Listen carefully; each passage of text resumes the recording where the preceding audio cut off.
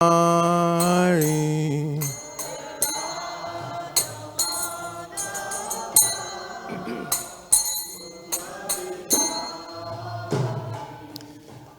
Radha Madhava Kunja Bihari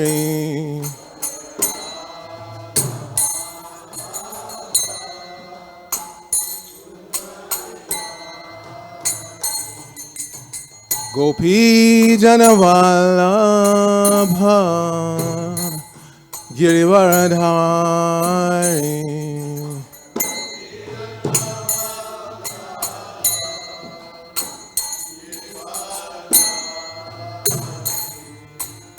Gopi Janavallabha Girivaradhari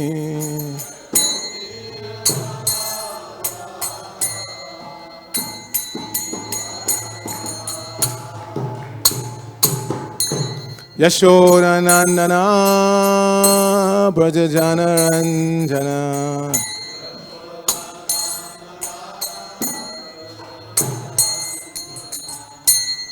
Yashodanandana Brajajanaranjana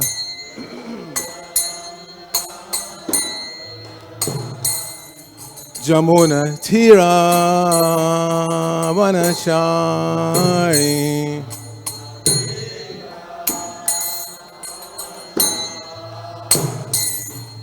Jamuna Tira Vanachari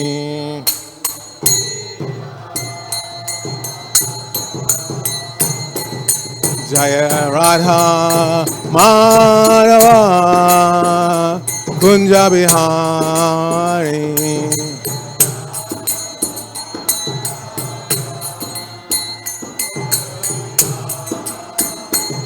Gopi Janavallabha Girivaradhari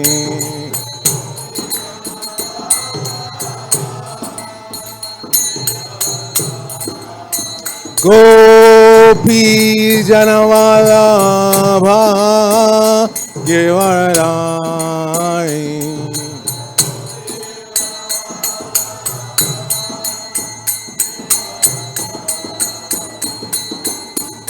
Yashodanandana Brajajanaranjana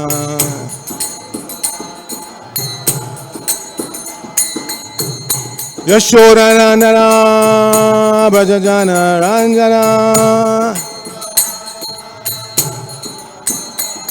Jamuna Tira Vanachari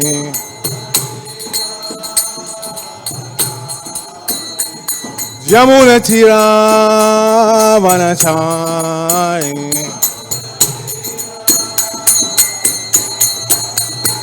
Jaya Rukmini Dwarkadish Rukmini Dwarkadish Rukmini Dwarkadish Rukmini Dwarkadish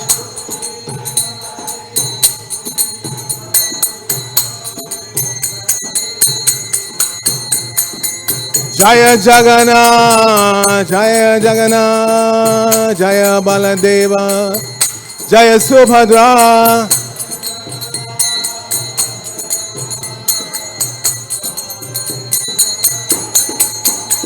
Jaya Gauranitai, Gauranitai, Gauranitai, Jaya Gauranitai.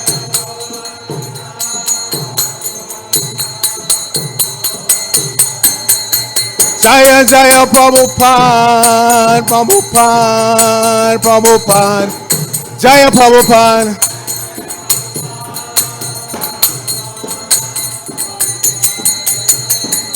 Jaya Jaya Prabhupada, Prabhupada, Prabhupada, Srila Prabhupada.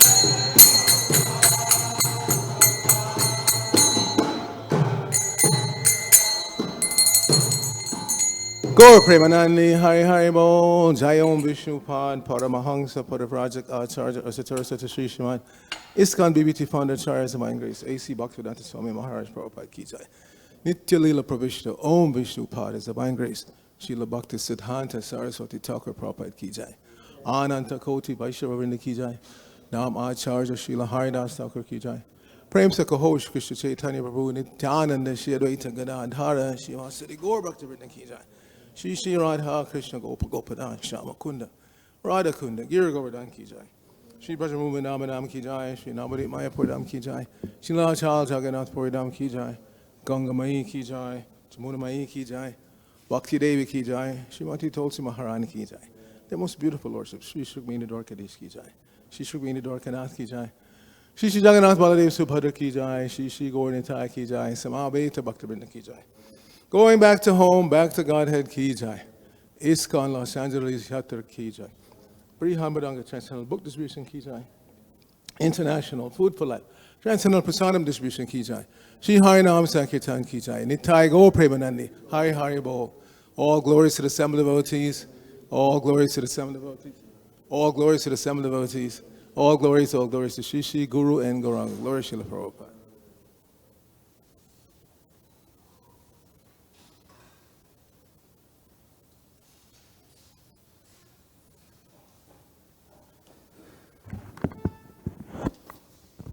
Narayanam Namaskritya Naram Chaiva Narottamam Deving Sarasatim Vyasam Tato Jayamudhirayat. Before reciting the Śrīmad-Bhāgavatam, which is our very means of conquest, let us offer respectful obeisances unto the personality of God and Lord Narayan, unto Narayan Rishi, the supremest human being, unto Mother Saraswati, the goddess of learning, unto Srila Vyasadeva, the author, and unto Srila Prabhupada, who is a translator, commentator, and our spiritual master. Nashta Prayeshu Bhadreshu Nityam Bhagavata Sevaya Bhagavati Uttama Shloke Bhaktir Bhavati Naishtiki. By regularly attending the Śrīmad-Bhāgavatam class and by rendering service unto the pure devotee, all that is troublesome to the heart is almost completely destroyed, and loving devotional service unto the personality of Godhead, whose worship with transcendental songs becomes established as an irrevocable fact. Om Namo Bhagavate Vasudevaya. Om Namo Bhagavate Vasudevaya. Om Namo Bhagavate Vasudevaya. So it seems all our techies are kind of absent this morning. Shamurari and Srila Gopinath. So maybe if one of you can go to this audio cabinet, maybe Abhijit, you know it very well. When you go to there's a drawer, and there's a shelf right above the drawer. There's a little remote. That's for the TV. If you bring it, I'll turn it on and try to connect my computer so you can see the verse.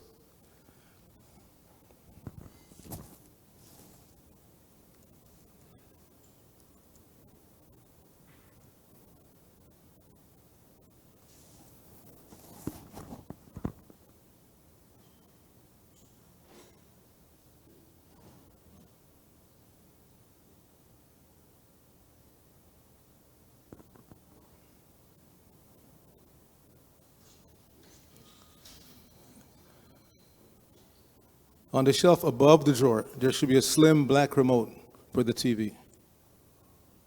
No. When you look in the cabinet, there's a drawer that comes out. Yeah, right about in the middle height. And then on the shelf right above that drawer, there should be a slim black remote, TV remote. Yeah, thank you. All right, so. Okay, so those of you who are techies, you follow along here. If you go to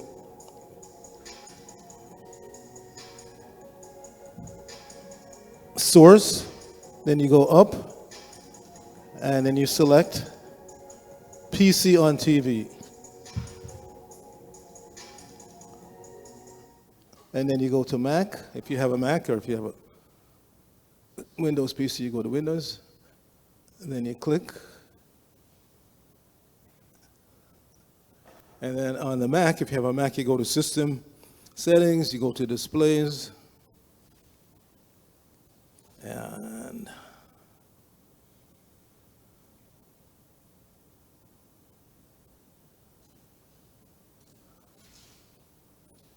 see, mine is an older Mac. It's not showing me what I need.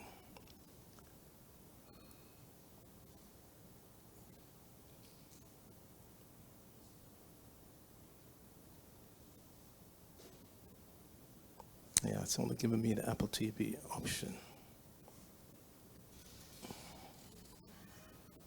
So we have to go back to source.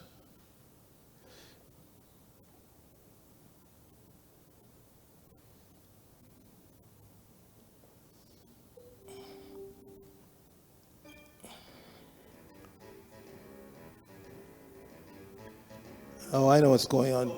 Go to Chandra, left the volume up. He left the volume up. Anyway, let's quickly get away from here. That's why we leave the volume down on this TV. We don't like to have this come up. All right, let's go to source. And the unknown. The Apple TV is connected to the unknown. All right, there we go.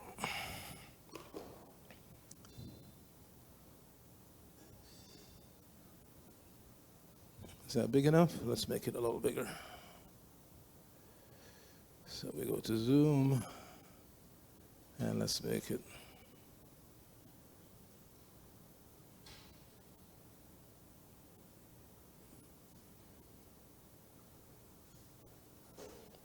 Okay, that should be plenty big.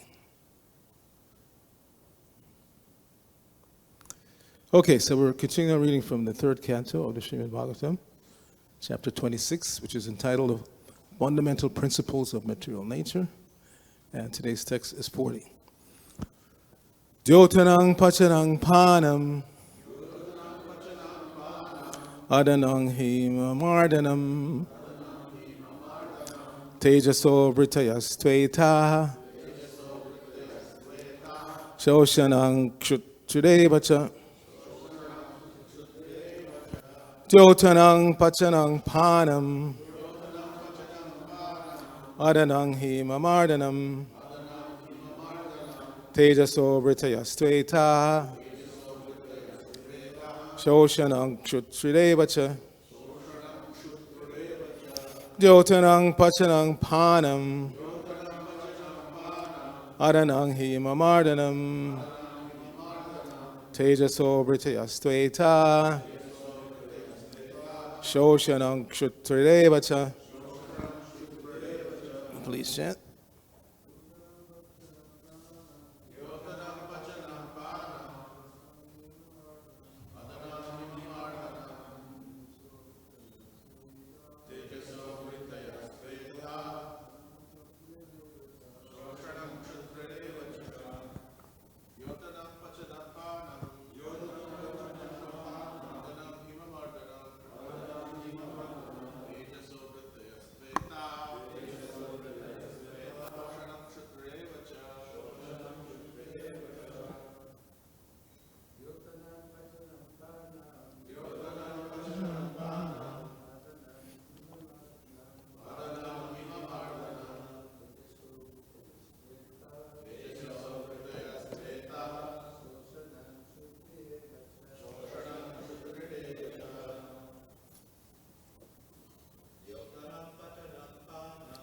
Dyotanam, pacanaṁ, pānam, adanam, hima-mardanam,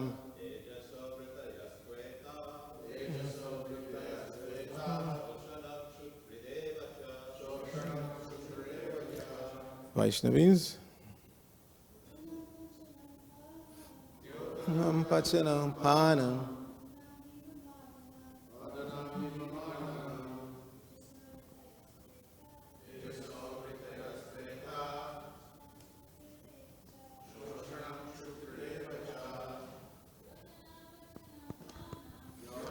pacanaṁ, pānam, hima-mardanam,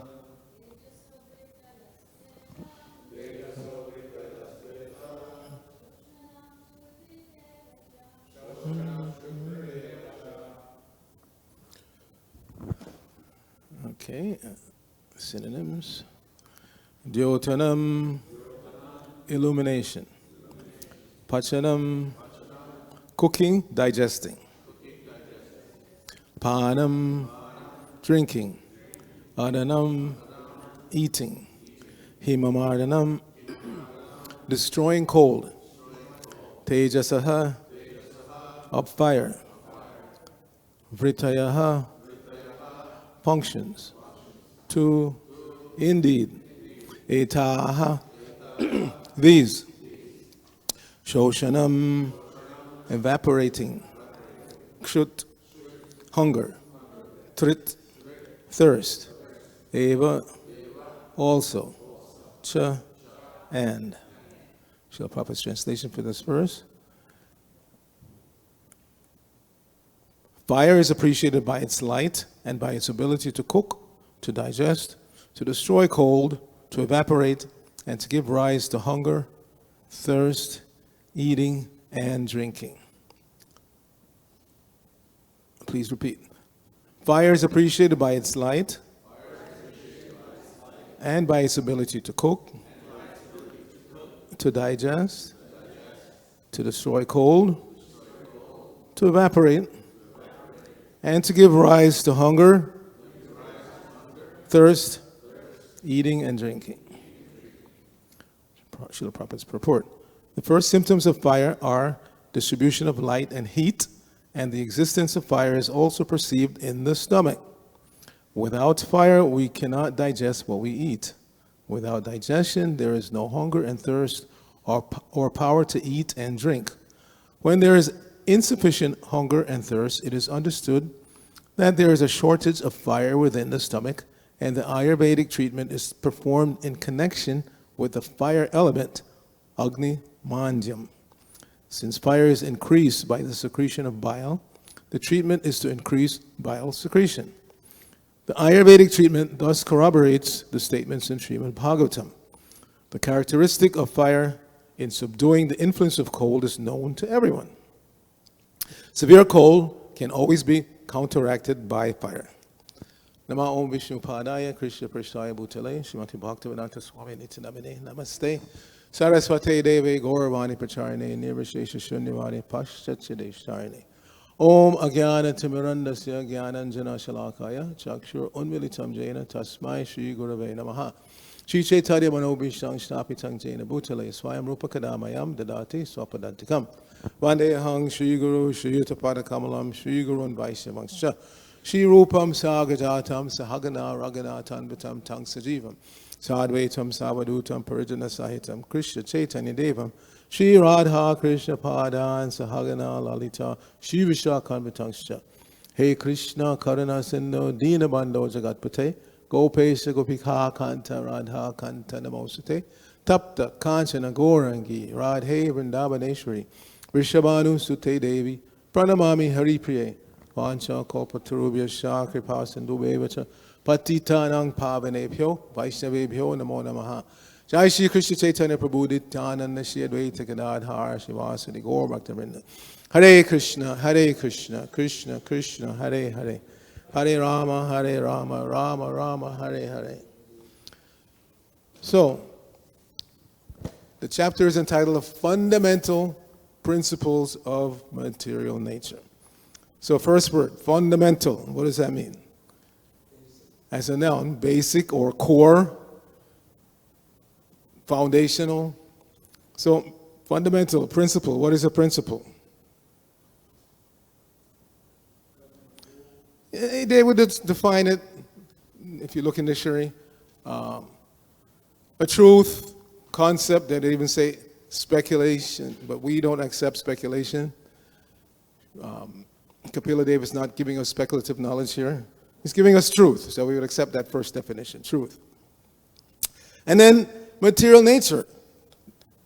That implies there must be some other nature, at least one other. If it was only material nature, then you wouldn't have to, stress. You just say principles, fundamental principle of nature. But the fact that material nature is specified means that there must be at least one other nature. Otherwise, why specify material nature? So we accept definitely that there is another nature, and Krishna states that clearly in the Bhagavad Gita, several places, but the first verse that would come to my mind would be 8:20, Parastasmatu bhavanyo vyakto vyaktat sanatana. Krishna says, besides this material nature, there's another nature that is always existing. It's not sometimes manifest, sometimes not manifest like this material nature. So these are the things that Lord Kapila are teaching in this particular chapter, chapter 26. He's teaching fundamental, these are the core, basic facts that you should know. So part of that presentation, he's talking about the material body. Now, every one of us sitting here, we have a material body, or if you have a spiritual body, you're exempted, but I would think most of us here, we have a material body, a gross and subtle material bodies. So the interesting fact about that is that if you ask anybody who is not self-realized, they identify themselves either primarily with the gross material body or with the subtle material body. And if you ask them, do you know yourself? They would say yes. But if you got into the nitty-gritty of it, if you're thinking that you're this material body, there's so much about this body that you obviously don't know. So why do you say you know yourself? For instance, it's discussed here, the fire element is required in the eating process. Eating means ingestion, digestion, excretion. These three things have to go on for eating to be proper. So before we ingest, in other words, before we put anything in our mouth, generally we discriminate based on, unfortunately, not always based on the Āyur-vedic science, but based on what I like and what I don't like. That's why we've repeated so many times that people who only eat what they like inevitably get sick. Because there are 6 tastes that you have to get from your food, preferably on a daily basis. Sweet, sour, salty, pungent, astringent, and bitter. And the vast majority of people don't like that last one. They don't like bitter, even if they like the others. So many people don't like pungent either, which means hot, like chili. They don't like that. But all of them exist for a reason. Your body should take them in so it can remain in proper balance. So the saying goes, if you don't voluntarily eat bitter foods, then you will have to voluntarily take bitter medicine. Because your body will inevitably go out of balance. As we heard previously about the airs in the body, they're so important that if the air in the body goes out of balance, the ultimate problem with that is you become mad. Madness is caused by a particular derangement of air in the body. So it's in everybody's interest to keep the body in balance, which means from the very beginning, from that before you put anything in your mouth, you should discriminate. What am I putting in my mouth? Is it good for the body? Is it not good for the body? But unfortunately, again, people are not trained like that. So some people only like sweets, so they go out and eat tons of sweets every day, and inevitably they get sick.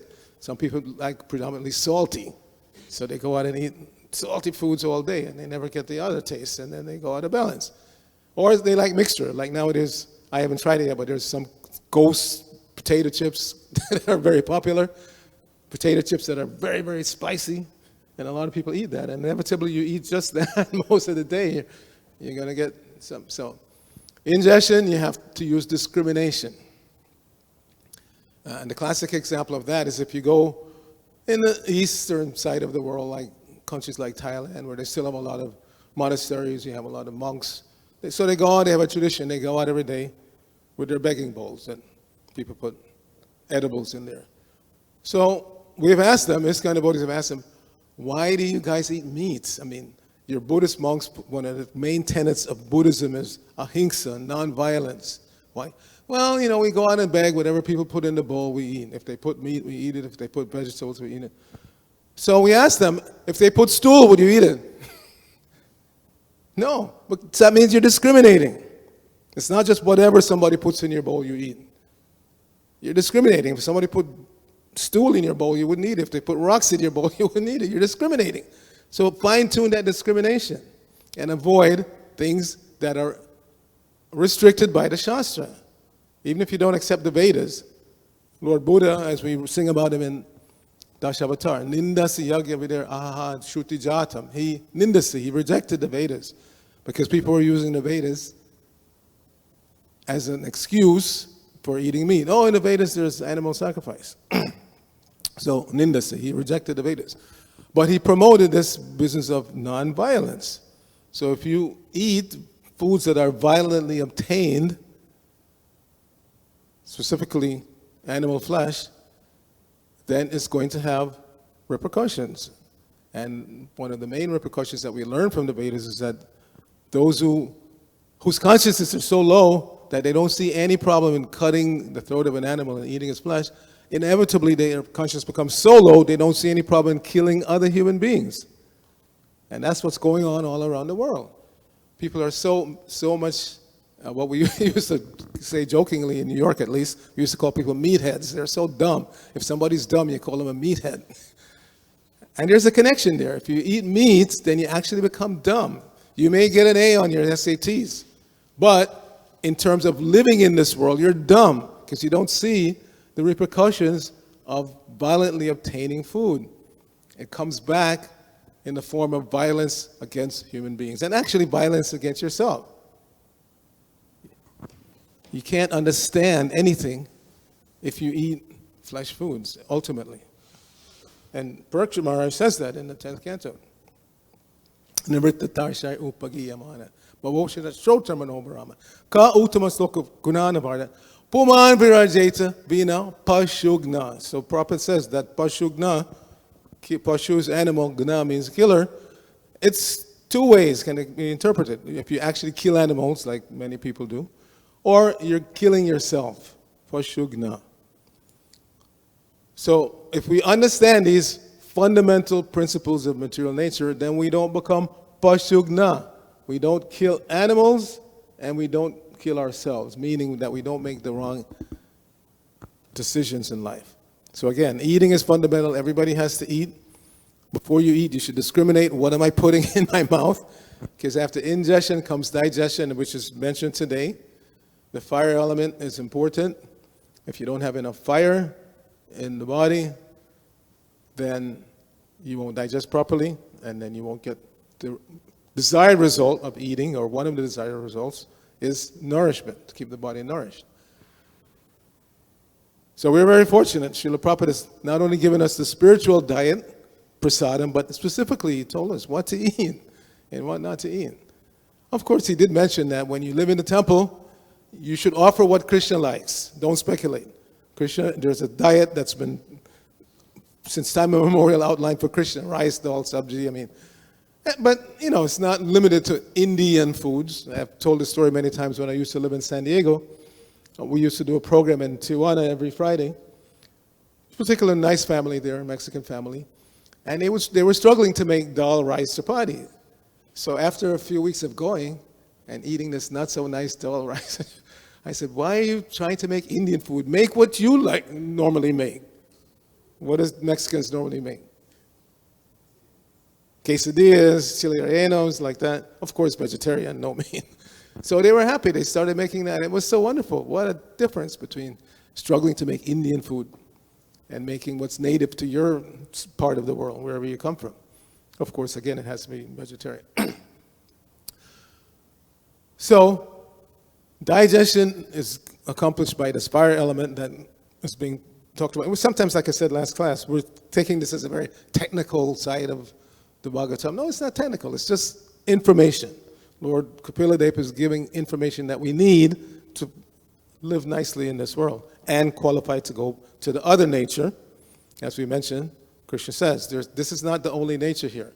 This is just one part of existence. Beyond this temporary nature, there is a permanent nature where you actually come from, and you should try to go back to. That's why we say going back to home, back to Godhead, ki jai. We're not from this material world. We're from the spiritual world, and we should always keep that in the front of our consciousness when we make decisions about what to eat, what to do, where to go.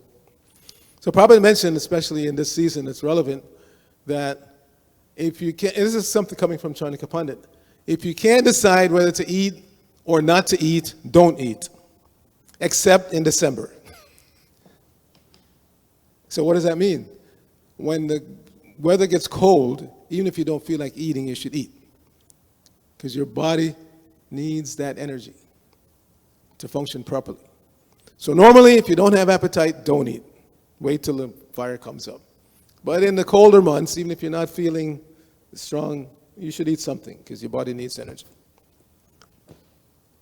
So then, I just wanted to conclude with this last statement that Prabhupada made, because on the surface, it seems true, but there is an exception. Prabhupada said, the last sentence, severe cold can always be counteracted by fire. Now, that is generally true, but we know from one pastime in the Krishna book that it wasn't true in that particular case. You probably know what I'm thinking of. So let's call up that chapter of Krishna book. I'm just going to read a portion of it. This is where Aniruddha got involved with the daughter of Banasura, and then they kidnapped him and kept him prisoner. And so the Krishna and his gang from Dwarka, they weren't happy about that, so they made a big army, went and surrounded Banasura city. And let's see, where are we? Oh, sorry. It's chapter 63.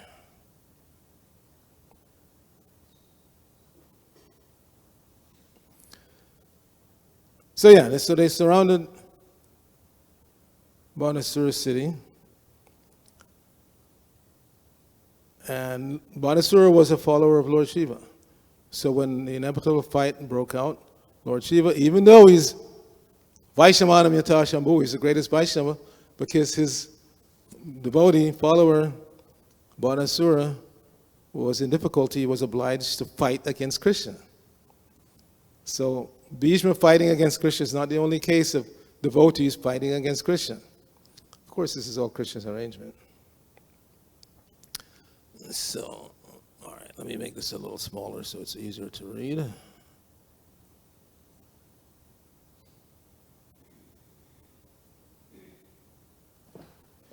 Yeah, so Lord Shiva was fighting against Krishna and his armies, and Krishna ultimately, well, not ultimately, penultimately, he sent his yawning weapon.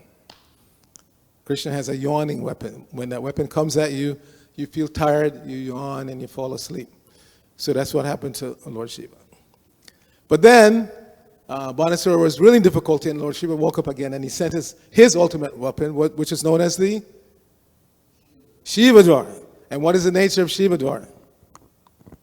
Fire. It's very hot. This is what Lord Shiva uses to completely annihilate the universe at the end of universal manifestation.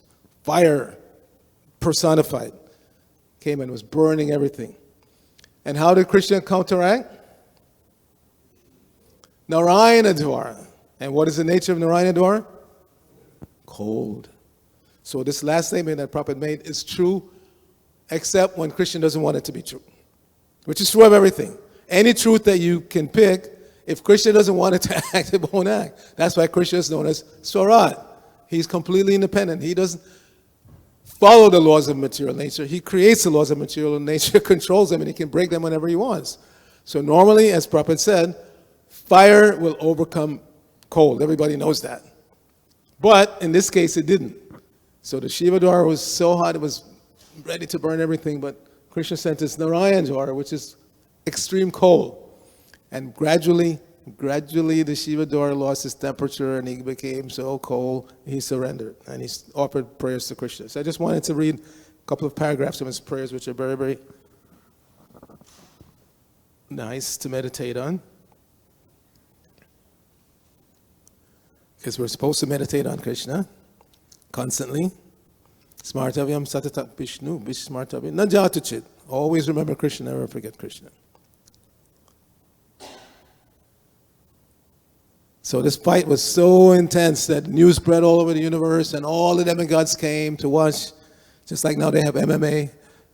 There's a cage, and then people pay money to go and watch people beat each other up. Amazing. But anyway, this fight, because Krishna was involved, all the demigods came from all over the universe to see it.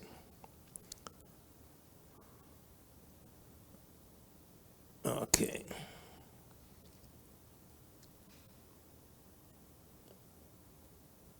So just a prelude, Prabhupada said here, as there is a Shiva-dwara weapon, there is also a Narayana-dwara weapon, which is represented by excessive cold.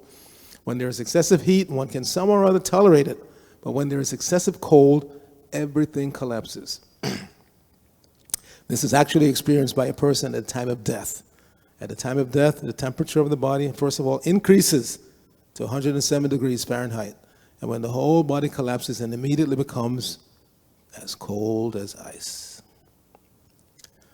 So, all right, just a few words from the Shiva-dwar. So he says, "My dear Lord, I offer my respectful obeisances unto you because you have unlimited potencies."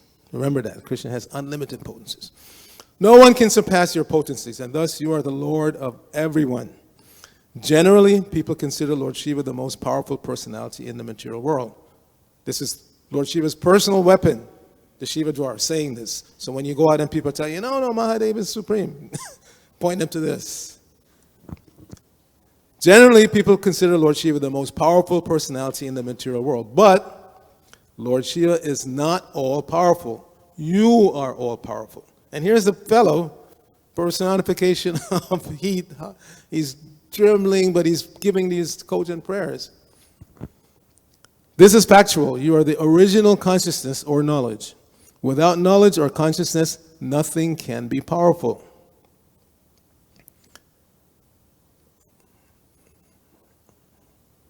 Prabhupada tells that story. It's from the Hitopadesh. "Buddhayasya balam tasya nirbuddhis nakato balam." Intelligence is strength. One who has no intelligence has no strength. And what was the example? One day, buzz was around the whole forest that a rabbit killed a lion. So, what is this? How is that possible? How can a rabbit kill a lion? Yes. So the story was told that in one part of the forest there was this lion. Every day he would come and attack the all other animals and kill one of them. So finally they made a truce. Look, just let us eat in peace, and every day one of us will come and volunteer to be your lunch. Okay, so the lion, lions, they sleep 22 hours a day.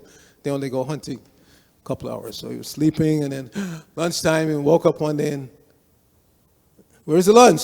Nobody came to be my lunch." So then, "Where's my lunch?" He's getting angry, and then this rabbit comes running up and says, "I was coming to be your lunch. It was my turn, but this other lion was chasing me, and I told him, no, I belong to this first lion over here."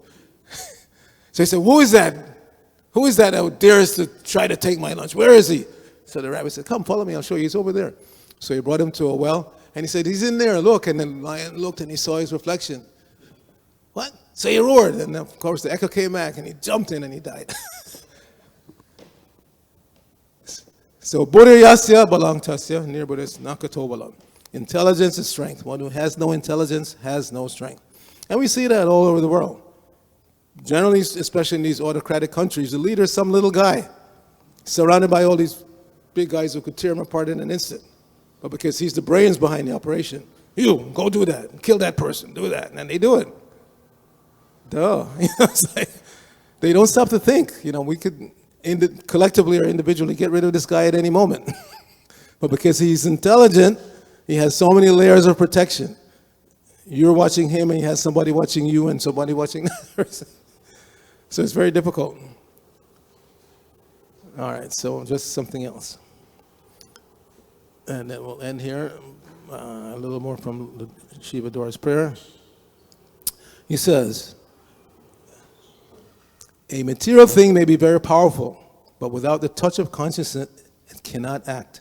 A material machine may be gigantic and wonderful, but without the touch of someone conscious and in knowledge, the material machine is useless for all purposes. My Lord, you are complete knowledge, and there's not a pinch of material contamination in your personality. Lord Shiva may be a powerful demigod because of his specific power to annihilate the whole creation, and similarly, Lord Brahma may be very powerful because he can create the entire universe. But actually, neither Brahma nor Lord Shiva is the original cause of this cosmic manifestation. You are the absolute truth, the supreme Brahman, and you are the original cause." So we should meditate on this. If you haven't read this chapter in a while, I suggest you read it.